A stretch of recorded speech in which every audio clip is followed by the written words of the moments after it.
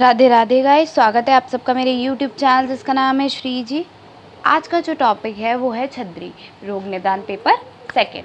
अच्छा, हमने जो बात कर ली थी वो थी आपके कहाँ तक थी, वो थी हमने गृहिणी लास्ट वीडियो है आपकी, ठीक है। रोग निदान के पेपर में से पेपर सेकंड में से गृहिणी लास्ट वीडियो है। इससे पहले हमने सारे डिजीज़ जितने थे लाइक विसूचिका, अल्सर वगैरह और वात व्याधि में भी सारी व्याधि आपकी हो चुकी, ठीक है। नेक्स्ट जो बस उसका मॉडर्न कोरिलेशन रह गया है पैरालिसिस वाला, ठीक है। तो जो आपका क्या है, अब हम बात करें गृहिणी का, मैंने मॉडर्न कोरिलेशन भी करा दिया है। स्प्रू सिंड्रोम या malabsorption syndrome, irritable bowel disease या इन्फ्लेमेटरी बाउल डिजीज़ था, ठीक है। ये हो चुका, डायरिया हो चुका है, डिसेंट्री, ये सब मैं करा चुकी हूँ। अब क्या है आपका छद्री। छद्री का क्या मतलब होता है? छद्री का मतलब होता है वॉमिटिंग्स होना, ठीक है। अच्छा, एक दो वॉमिटिंग हो जाए तो नॉर्मल लगता है कि हमारा पेट हल्का हो गया, बट अगर 1 2 3 4 5 ऐसे होती चली जा रही है तो वो एक डिजीज़ बन जाता है। तो आमाशय स्थित कफ पित्त मिश्रित अन्न का मुख द्वारा बाहर निकलना क्या कहलाता है?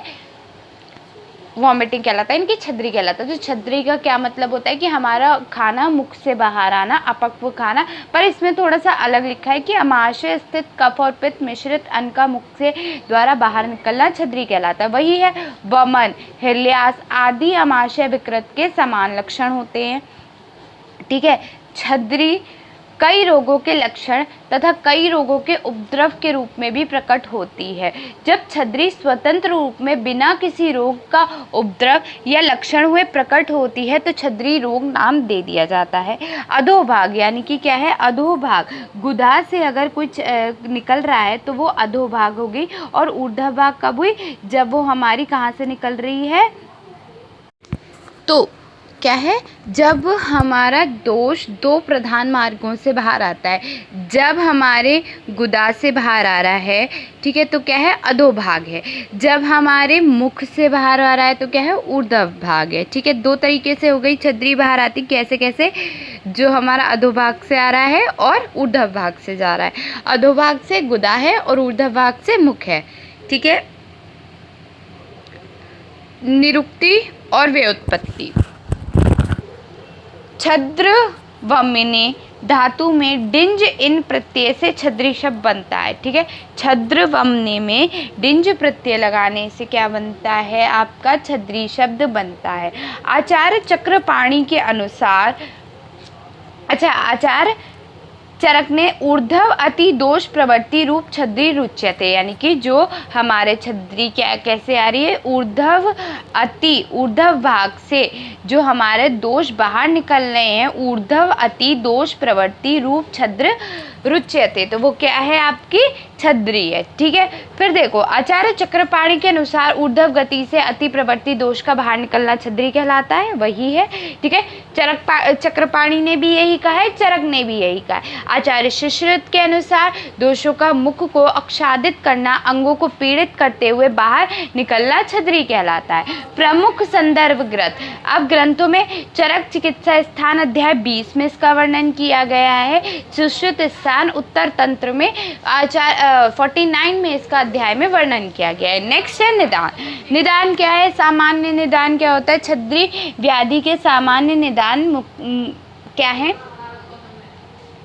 अति द्रव्य, अति स्निग्ध, अहृदय अन्न का सेवन, ठीक है। अति लवण युक्त भोजन, अति मात्रा में अकाल भोजन करना, ठीक है। देखो, अति वाले जब कोई चीज़ ज़्यादा हो जाती है तब, ठीक है।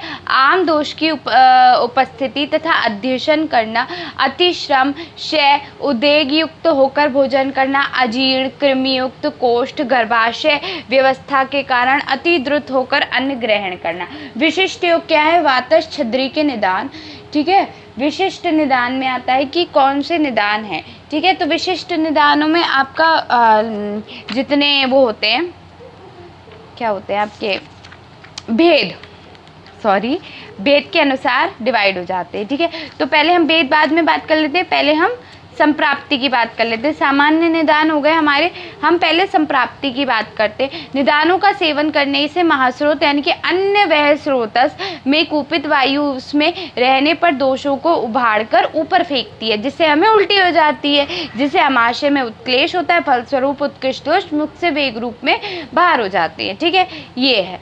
बट दूसरी संप्राप्ति, निदान सेवन किया, दोष प्रकोपित हुए। कौन कौन से? वात और कफ प्रकोपित हुए। फिर क्या हुआ? अग्नि मांद हुई, आम दोष की उत्पत्ति हुई, अन्वय स्रोतस की दृष्टि हुई, आमाशय उत्क्लेश हो गया, संग हुआ, और क्या हुआ? अन्न का वायु द्वारा विमर्गमन होके छद्री बाहर आ गई। समझ गए कैसे हुआ कि हमारे निदान का सेवन किया, दोष प्रकोपित हुए। कौन कौन से? वैसे है त्रिदोषधि, पूरा शरीर हमारा त्रिदोषज है, बट मेन दोष कौन से? वात और कफ प्रकोपित होंगे। अग्निमांद होगी, आम दोष की उत्पत्ति होगी, अन्य स्रोतस दुष्ट होगा, अन्न का वायु द्वारा विमर्गमन होगा। ठीक है, सॉरी, पहले आमाशय उत्क्लेश होगा, फिर क्या होगा? अन्न का वायु से विमार्गमन होगा और छद्री रोग की उत्पत्ति हो जाएगी। ठीक है, नेक्स्ट है आपका यहाँ पे ऐसे करके छद्री हो जाएगी। हमें क्या है? निदान सेवन करा, वात और कफ कुपित हुए, अग्नि का मंद होना, अन्य स्रोतों की दुष्टि होना, उसके बाद क्या हुआ आपका? आमाशय का उत्क्लेश होना, अन्न का वायु द्वारा विमार्गमन हो जाना और छद्री रोग हो जाना। संप्राप्ति क्या है? संप्राप्ति घटक, ये तो संप्राप्ति हो गए। संप्राप्ति घटक क्या है कि दोष है वात और कफ, त्रिदोषज है, बट है क्या? मेन दोष कौन से? वात और कफ। दूष्य क्या है? अन्वय आहार रस है, रस। ठीक है, स्रोतस क्या है आपका? अन्वय स्रोतस है, अधिष्ठान आपका आमाशय। स्रोतो संगी क्या है? संग है और विमार्गमन भी है। स्वभाव क्या है आपका? आशुकारी है। अग्नि क्या है? मांद है, साध्यता और असाध्यता में साध्य हो जाती है, नॉर्मल होता है। उल्टी होती है तो साध्य हो जाती है, हम एक वोमिकाइन की गोली खा ले तो भी सही हो जाते हैं, बट कभी कभी ऐसा नहीं होता। ठीक है, हर चीज़ का एक्सेप्शन चलता है ना। ठीक है, कभी कभी बहुत ज़्यादा मात्रा में आ जाती है तो वो चीज़ भी गलत होती है। ठीक है, हाँ, ऐसा नहीं है कि बिल्कुल ठीक नहीं होगी, हो जाएगी ठीक, बट कभी कभी टाइम लगता है। ठीक है, भेद क्या है? आचार्य चरक और सुश्रुत ने छद्री के 4 भेद माने हैं, सॉरी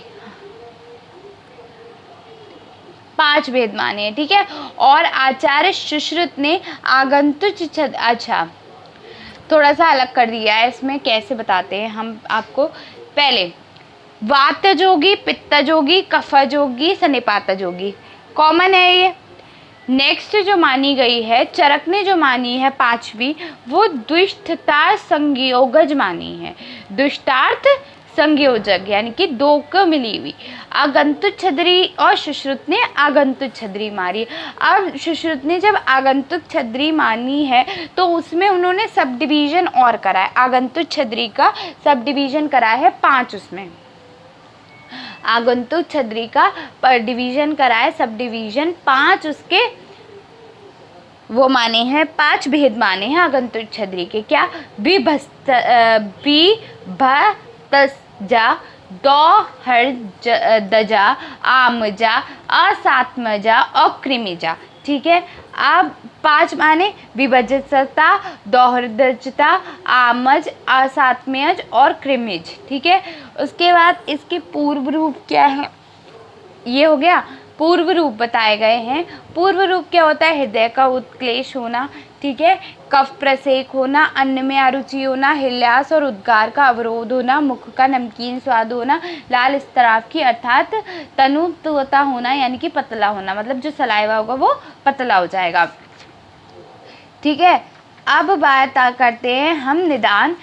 अभी हमने निदानों की बात करी थी, बट अब हम क्या बात कर रहे हैं? आचार्य चरक ने जो इतने भी भेद बताए थे उनकी बात कर रहे हैं। ठीक है, तो आचार्य चरक के अकॉर्डिंग क्या है आपका निदान? देखो, वातज छद्री के निदान क्या बताया आचार्य चरक ने? व्यायाम, शोक उत्क्रांत अवस्था, भय, उपवास, तीक्ष्ण औषधियों का सेवन, जीर्ण रोगों से युक्त होना। ठीक है, उसके बाद इसके लक्षण भी बताए। पहले सामान्य लक्षण की बात कर लेते हैं। वेग पूर्वक मुख से अन्न की प्रवृत्ति होना, वक्त्र वैरव और अंग मर्द छद्री।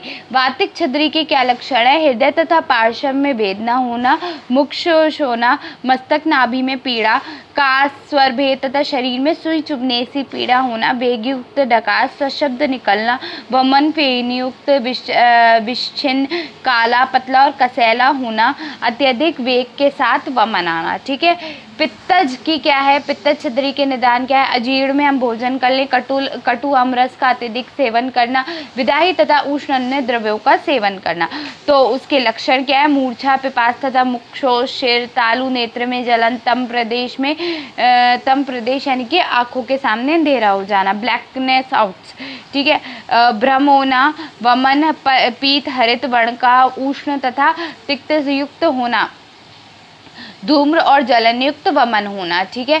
कफज छद्री के क्या लक्षण है कि अति स्निग्ध, अति गुरु, आम या विदाही अन्न का सेवन करना, भोजन के तुरंत बाद शयन करना। ठीक है। तो क्या होता है, तंद्रा, इसके लक्षण होते हैं तंद्रा होना, मुख का मधुर स्वाद होना, कफ प्रसेक होना, भोजन में संतोष या तृप्ति होना, अति निद्रा होना, आरुचि होना, अंग का गौरव होना, वमन स्निग्ध, घन और मधुर रस युक्त होना। ठीक है। सन्निपात छद्री के क्या लक्षण है, सन्निपात छद्री के लक्षण है आपके कि सभी रसों का अनुचित रूप से सेवन करना, आम दोषों का संशय और प्रकोप होना, ऋतुओं का विपर्य होना।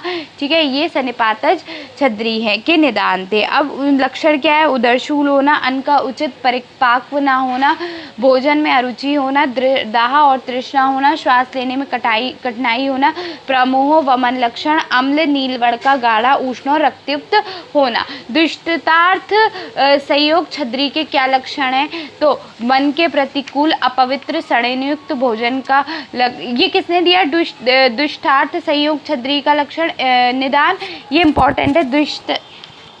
दुष्टार्थ संयोग किसने दिया है, आपका चरक ने दिया है, जबकि आचार्य सुश्रुत ने क्या है दिया है, आगंतुज। और आगंतुज के कितने भेद बताए हैं, 5। कौन कौन से, विपस्सिता, दौहिद्रजता, आमजा, असात्मेजा और क्रिमेज। ठीक है। तो क्या है आपके इसके निदान है, मन के प्रतिकूल, अपवित्र, सड़नयुक्त भोजन का ग्रहण करना, अमेद्य होना, विभत्सता अर्थात घृणित भोजन करना, और अप्रिय गंध, अप्रिय आहार का दर्शन करना। इसके लक्षण क्या क्या है, उदरशूल होना, देह युक्त, गंध में सूंघने या दोषयुक्त और विभत्सता पदार्थ के दर्शन से रोगी में वमन होना। ठीक है। आचार्य चरक ने क्या बताया, इसी को आचार्य चरक ने, आचार्य सुश्रुत ने आगंतुक छद्री के अंतर्गत वर्णित किया है कि जिसके लक्षण निम्न प्रकार से प्रकट हो। कौन कौन से, उदरशूल होना, हृदयास या अत्यधिक होना। ठीक है। ये बताया। नेक्स्ट है आपका साध्यता और असाध्यता में, यदि वमन रोग से पीड़ित व्यक्ति है, असाध्य कौन सा है। ठीक है।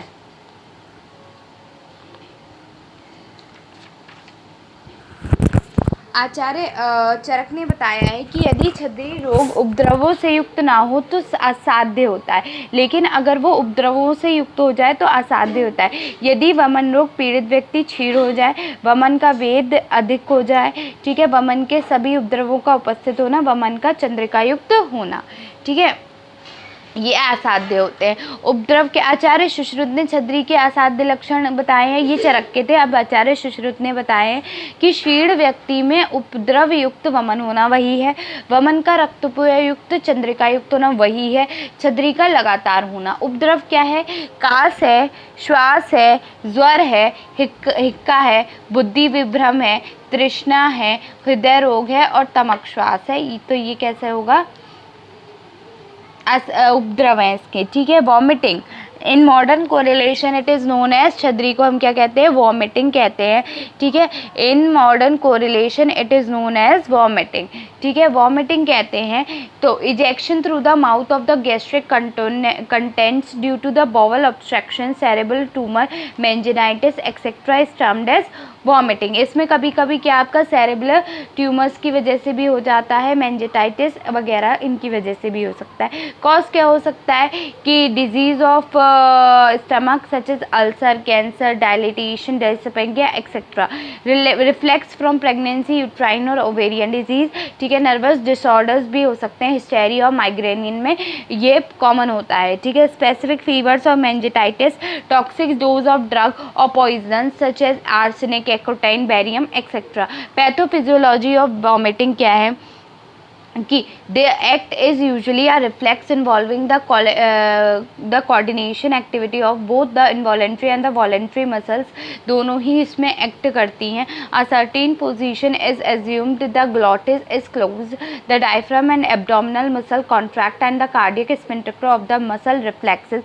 while anteparietal coves waves over the duodenum, stomach and esophagus to induce vomiting। ये इंड्यूस कराती हैं वॉमिटिंग को।